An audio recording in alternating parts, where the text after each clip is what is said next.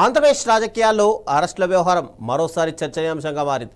Raavan arrest పైన మాజీ మంత్రి కొడాలి నాని స్పందిస్తూ ప్రభుత్వ తీరుపై తీవ్ర విమర్శలు చేశారు. ఎవరైనా ప్రశ్నిస్తే కొత్త చట్టాలు తీసుకొచ్చి జైల్లో పెడుతున్నారని ఆరోపించారు. రావణ్ టీడీపీకి అనుకూల వ్యక్తేనని, అందుకే ఆ పార్టీ నేతలపై కూడా ఒక్క మాట కూడా మాట్లాడలేదని వ్యాఖ్యానించారు.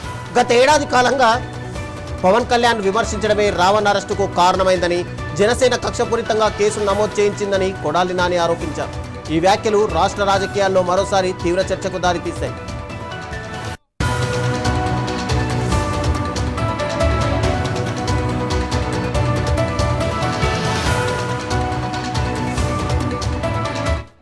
మేము డబ్బులు ఇచ్చి పని చేస్తున్నాం అని చెప్తున్నారు.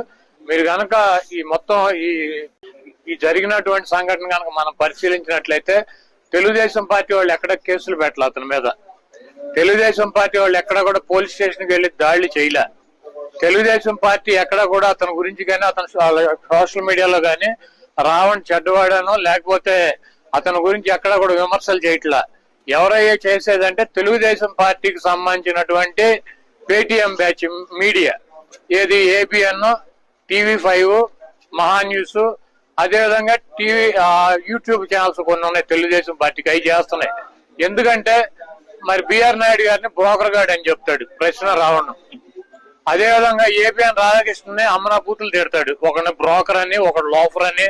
ఆ పౌడర్ డబ్బా మన మహా న్యూస్ అయితే కనుక శాంతం ముఠాకోర్ అని చెప్పి రకరకాలుగా వాళ్ళని విమర్శిస్తాడు. అంతకన్నా ఎక్కువ స్థాయిలో పవన్ కళ్యాణ్ విమర్శిస్తాడు. కాబట్టి జనసేన అతని మీద దాడులు, కేసులు పెట్టాలని చెప్పి నిర్ణయం తీసుకుంది.